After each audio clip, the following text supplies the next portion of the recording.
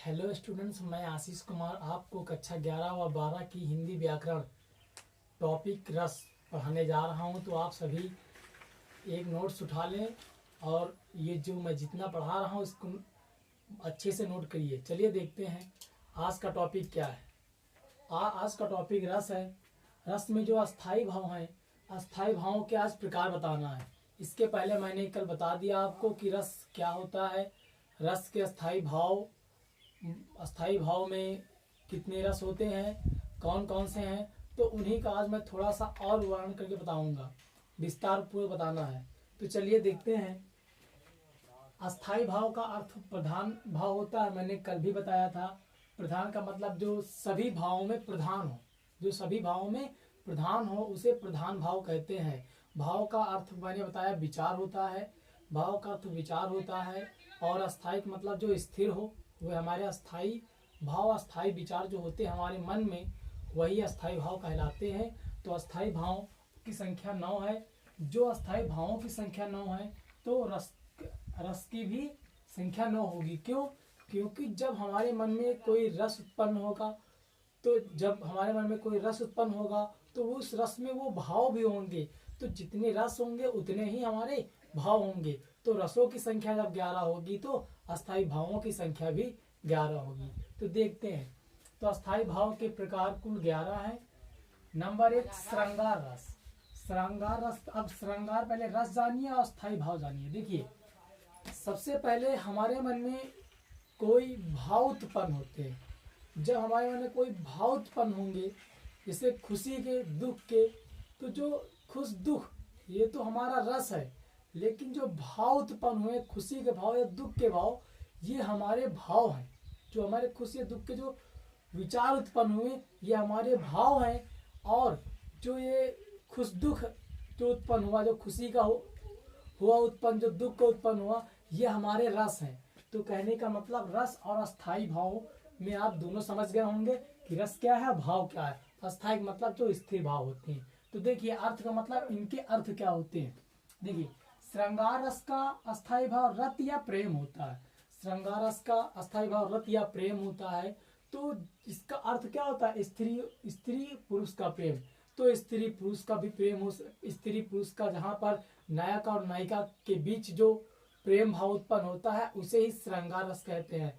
आपको बताएंगे कि श्रृंगार रस कितने प्रकार के होते हैं, लेकिन अभी हम यहाँ पर केवल इतने का ही अध्ययन करेंगे। इसके आगे वाले वीडियो में आपका इनकी परिभाषा और इनका विस्तार पूर्वक भी अध्ययन करेंगे। तो श्रृंगार रस का अस्थाई भाव रत या प्रेम होता है। इसका अर्थ होता है स्त्री पुरुष का प्रेम। करुण रस का अस्थाई भाव शोक होता है। करुण रस का अस्थाई भाव शोक होगा जब आपके अंदर से दुख उत्पन्न होगा। जब आपके अंदर से दुख उत्पन्न होगा तो उस रस को करुण रस कहते हैं। जो विचार उत्पन्न हुए हैं उसे कहते हैं शोक। जब आपके अंदर से करुण रस उत्पन्न होगा तो आप दुख हो जाएंगे, शोक मनाएंगे, तो उसे कहते हैं शोक, जिसका अर्थ होता है दुख। अगला देखते हैं। चाहो तीसरा रौद्र रस। रौद्र का मतलब, रौद्र से आप क्रोध से भी याद कर सकते हैं। क्रोध रौद्र, क्रोध रौद्र। तो रौद्र रस का अस्थाई भाव होता है क्रोध। जब आपके अंदर से रौद्र रस निकलेगा तो उस समय जो आपके अंदर अस्थाई जो भाव होंगे वो क्रोध होगा, जिसका अर्थ भी क्रोध होता है। तो अगला देख रहे हैं। चौथा वीर रस का होता है उत्साह। वीर रस का होता है उत्साह। तो जब आपके अंदर वीरता होगी, जब आपके अंदर वीरता उत्पन्न होगा तो आपके अंदर एक उत्साह भाव उत्पन्न होगा, जिससे आप बड़े बड़े काम कर सकते हैं। तो वीरता बहुत बड़ी चीज होती है। वीर रस बहुत बड़ी चीज होती है। अगर वीर रस सभी इंसान के अंदर आ जाए तो इंसान बहुत आगे बढ़ जाएगा। तो उत्साह इसका अर्थ होता है वीरता या दान। अगर आप कोई चीज दान भी करते हैं तब भी आपको वीर कहा जाता है। अगर आप कोई से जाते हैं बॉडी बिल्डर्स में या अन्य जगहों पर लड़ने जाते हैं, वहां पर आपको वीर बोला जाता है। पढ़ाई भी वीर बोला जाता है। तो जहां पर आपको वीरता दी जाती है वहां पर वीर रस होता है। चलिए पांचवा देखते हैं। हास्य रस। हास्य रस का अस्थाई भाव होता है हास्य। जब आपके अंदर से हंसी उत्पन्न होगी तो आपका जो हंसी होगी ये रस होगी, और जो इसका भाव होगा वो हास्य होगा। तो जो जैसे मान लीजिए कोई ऐसी बात कर दी जाए या कोई ऐसी घटना हो जाए, वहां पर आप आपके मन से हंसी ही बंद ना हो, हंसी हुई निकलती रहे, तो वहां पर आपका हास्य रस कहलाता है। जो भाव होगा वो हंसने का भाव होगा, तो उसे हम लोग कह सकते हैं हंसी या उल्लास। वो खुशी में भी हंसी हो सकती है, या कोई अन्य दुर्घटनाओं में भी आपकी हंसी हो सकती है। छठवा है भयानक रस। भयानक का अर्थ होता है, भयानक का स्थायी भाव भय है, और इसका अर्थ होता है डर। तो भयानक रस का होता है जहाँ पे भयानक चीजें आप देख लेते, डरावनी चीजें देख लेते हैं, तो वहां पर भयानक रस होता है। मान लीजिए आप कभी अंधेरे में जा रहे होते हैं, कोई झाड़ी या अन्य पेड़ पौधे को देखकर आपको लगता है कि यहाँ पे जैसे कोई भूत है क्या, तो वहां डर जाते हैं आप। क्यों डर जाते हैं? क्योंकि वहां पर भयानक रस उत्पन्न हो जाता है आपके मन में, इसलिए आप डर जाते हैं। ये अगर आपके मन में ये भयानक रस ही समाप्त हो जाए, ये जो आपके अंदर भयानक भय ही समाप्त होगा, अस्थायी भाव, ये जो अस्थायी भाव में जो भयानक जो भय है भाव, इसको समाप्त कर दिया जाए, तो आप कहीं भी कभी भी नहीं डरने वाले। तो इसका अर्थ होता है डर। अगला देखते हैं अद्भुत रस या इसका अस्थायी भाव होता है विस्मय या आश्चर्य। अद्भुत क्या होता है? अगर आपको कोई ऐसी चीज दिखा दिया जाए कि जो आप कभी भी ना देखे हो, तो आप क्या कहेंगे? अद्भुत हो जाएंगे, आश्चर्य हो जाएंगे, अरे ये क्या चीज है, मैंने तो इसको कभी भी नहीं देखा। जैसे इस समय जो वैज्ञानिक है, डॉक्टर हैं, ये सब आश्चर्य हो चुके कोरोना वायरस महामारी के कारण। सब डॉक्टर, सभी देश आश्चर्य हो चुके हैं कि ये कैसा वायरस है जिसको जिसको ना कोई डॉक्टर पकड़ पा रहा, कोई भी नहीं पकड़ पा रहा ये कि ये कैसा वायरस है, ये कहाँ से उत्पन्न हुआ, सब दावे किए जा रहे हैं। तो ये एक आश्चर्य की ही बात है। तो यहाँ पर होगा अद्भुत रस। अद्भुत मतलब कि एक अलग प्रकार का रस, कोई ऐसा अलग प्रकार का रस हो जिसको कभी आपने देखा ही नहीं हुआ, इस प्रकार की रस उत्पन्न हो। तो अद्भुत रस का होता है आश्चर्य या विस्मय, इसका अर्थ भी आश्चर्य होता है। अगला देखते हैं विभत्स रस। विभत्स रस का होता अस्थायी भाव होता है जुगुप्सा गड़ागलानि। विभत्स रस क्या होता है?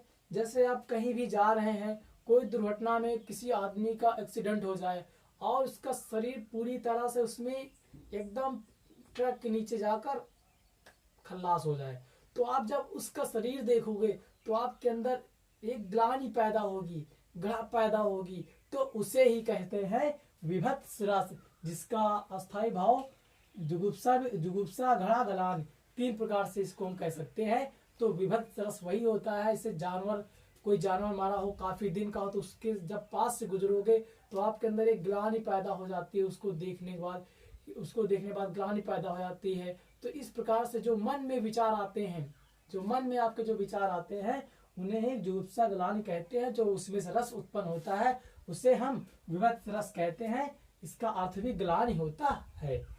देखते हैं नौवां, देखते हैं वात्सल्य रस। वात्सल्य रस का स्थायी भाव होता है वात्सलता स्नेह, वात्सलता या स्नेह। वात्सल्य का मतलब भी होता है प्रेम।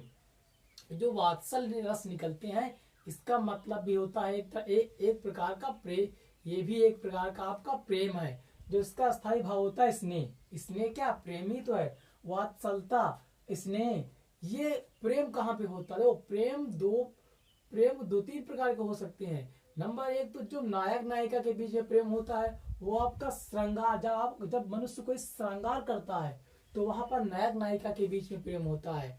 लेकिन जब माता पिता और बच्चे के बीच में जब कोई प्रेम होता है तब उसे हम वात्सल्य या वात्सल्य रस कहते हैं, जिसका स्थायी भाव स्नेह या वात्सल्यता होती है। तो आपको समझ में आ रहा होगा, अगर माता पिता और बच्चे के बीच में कोई प्रेम हो तो उसे वात्सल्य रस कहते हैं। लेकिन यदि अगर कोई स्त्री पुरुष या नायक नायिका के बीच में प्रेम हो तो उसे हम श्रृंगार रस कहते हैं। जैसे आजकल आप सभी देखते होंगे कि जो स्त्री और पुरुष कहीं भी जाते हैं, आप निमंत्रण आदि, वहां पर जो प्रेम होते हैं तो वहां पर आपका श्रृंगार रस होगा। लेकिन जब जिसके यहाँ कभी जैसे बच्चों का जन्म होता है, जो किसी के यहाँ शिशु का जन्म हुआ, तो वहां पर जो माता और बच्चे के प्रति जो प्रेम होता है वहां पर आपका वात्सल्य रस होता है। तो चलिए, इसका अर्थ होता है माता पिता का संतान के प्रति प्रेम। 10वां देखते हैं शांत रस। शांत रस का अस्थायी भाव होता है निर्वेद और इसका अर्थ होता है उदासीन। शांत रस का क्या होता है? शांत मतलब आप बिल्कुल अगर ऐसे आप बैठ गए, आपको कोई काम कह रहा है, आपको डांट रहा है, आपके ऊपर गुस्सा कर रहा है, आपको पीट रहा है, लेकिन आप कोई इफेक्ट नहीं कर रहे हैं, आपको उसके ऊपर कोई इफेक्ट नहीं डाल रहे हैं, चुप्पे ऐसे पड़े हुए। तो इस प्रकार से आपके मन में जो उत्पन्न रस हुआ है वो शांत है। तो इस प्रकार से आपके मन में कोई रस ही उत्पन्न होगा तो वही जो रस होता है, जो वही रस होता है जिसमें उदासीन हो जाओ आप, कोई मतलब नहीं चाहिए आपको, कोई मारे पीटे डांटे क्रोध करे कुछ भी करे, आप कोई भी इफेक्ट ना करें, तो वो आपका जो रस होगा वो शांत रस होता है। तो शांत रस का जो अस्थायी भाव वो निर्वेद होता है और इसका अर्थ होता है उदासीन होता है। लास्ट देखते 11वां भक्ति रस। भक्ति रस को कहते हैं अस्थायी भाव में देव विषयक रत या अनुराग। अनुराग का मतलब भी होता है ईश्वर के प्रति प्रेम और देव विषयक रत का मतलब भी होता है ईश्वर के प्रति प्रेम। तो प्रेम आपके यहाँ पर 3 प्रकार के हो गए। अभी भी आपने देखा, एक आपने देखा है श्रृंगार रस में जो प्रेम है, वो एक आपने देखा वात्सल, वो एक आपने देखा भक्ति रस में भी प्रेम। तो इसका जो अर्थ होता है ईश्वर के प्रति मन में प्रेम। तो लास्ट आपका था जो भक्ति रस। भक्ति का मतलब अगर आप केवल ईश्वर के प्रति प्रेम करें, ईश्वर और आपके प्रति जो भी प्रेम हो तो वो आपका भक्ति रस कहलाता है। तो इस प्रकार से मैंने आपको अस्थायी भावों के 11 रसों और अस्थायी भावों और उनके अर्थों का विस्तार पूर्वक अध्ययन करा दिया है। अब इसके बाद हम विभाव देखेंगे, विभाव क्या होते हैं, विभाव का अर्थ क्या होता है। इसी प्रकार से आपका हम विस्तार पूर्वक अध्ययन कराते रहेंगे। किंतु यदि अगर आपको यह वीडियो पसंद आई हो तो आप इसे लाइक, सब्सक्राइब और शेयर करें ताकि यह वीडियो अन्य बच्चों तक भी पहुंच सके। तो आज यहीं तक, अगले वाले वीडियो में हम आपको फिर मिलेंगे। Thanks class.